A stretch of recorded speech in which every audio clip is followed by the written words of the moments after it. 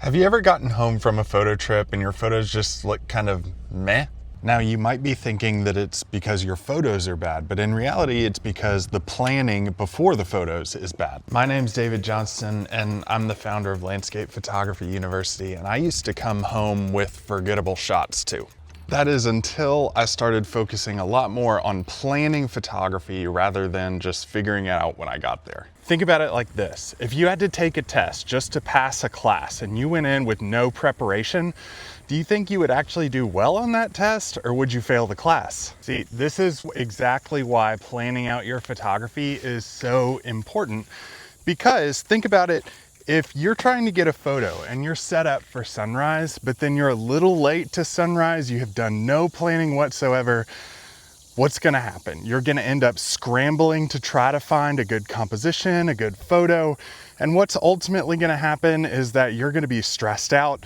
The time that you spent in the field will be a little bit wasted, and you probably won't get any good photos as a result. So how do you actually plan all of this out and figure out where the best photo locations are? The first thing you're gonna wanna do is know exactly where you're going to want to shoot before you get out into the field. Now, this is going to be for the general area. I'm talking like the right hikes you wanna do, the general area that you wanna set up. This is really important because the general area can have like a 90% chance increase of success rate when we're talking about getting a good landscape photo, right? How do you do that is you go on Google Earth, you just figure out where you want to photograph from. Now, I've done a full tutorial on all of these topics that we're gonna go through in this video on how to plan your photography. So those are all linked down in the video description for you to check out.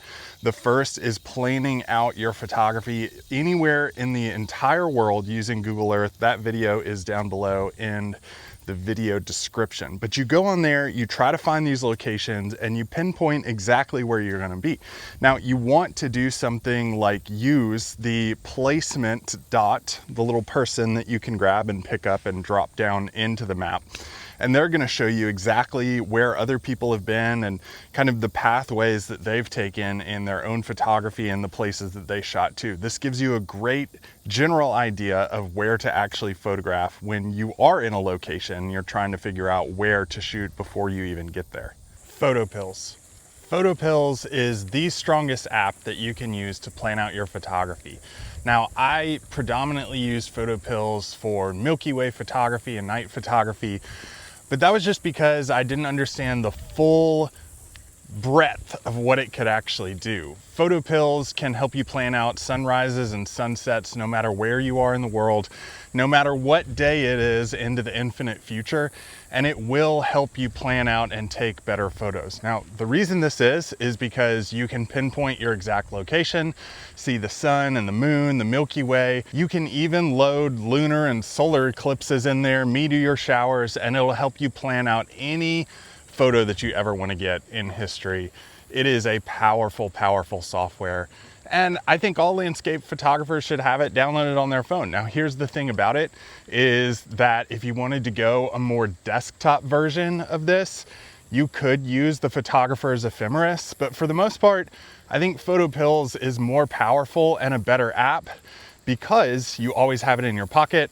You can load things, you can save things, and it's just the better option. Now, the last step here is scouting photography. Scouting is a lost art, probably the most lost art in landscape photography. Back up here. Planning photography has been used by the pros for years, and it's the simplest way that you can actually plan for success and take better landscape photos, because here's what it does. All you have to do is if you're going out for sunrise or sunset, just get there an hour earlier. Obviously, this is a lot easier for sunset photography because people don't like waking up early in the morning, myself included. But if you get there just a little bit earlier, an hour earlier in both situations, you can actually use a headlamp in the morning or just look around in the harsh light during the day and find a really good composition and wait around on it. Now, I say this with a little bit of a caveat here because I don't want you to be fixated on that one shot. I want you to get that shot in your back pocket, get it in the can, And then look around for other opportunities as well, giving yourself that time to find that first shot and then also find other shots in succession to it. Then you're really gonna start finding more photos and better photos as you continue to take images. There's a deer right over here. Now in Landscape Photography University, I help you with courses on how to plan photo locations, on how to use PhotoPills to the extent, everything you need to know, plus how to revive and find local locations that are around you. Maybe you've shot there before, maybe you haven't yet. Now that is linked below in the video description for you guys to check out. It's on sale right now for a limited time, so definitely look into that. See you guys next time.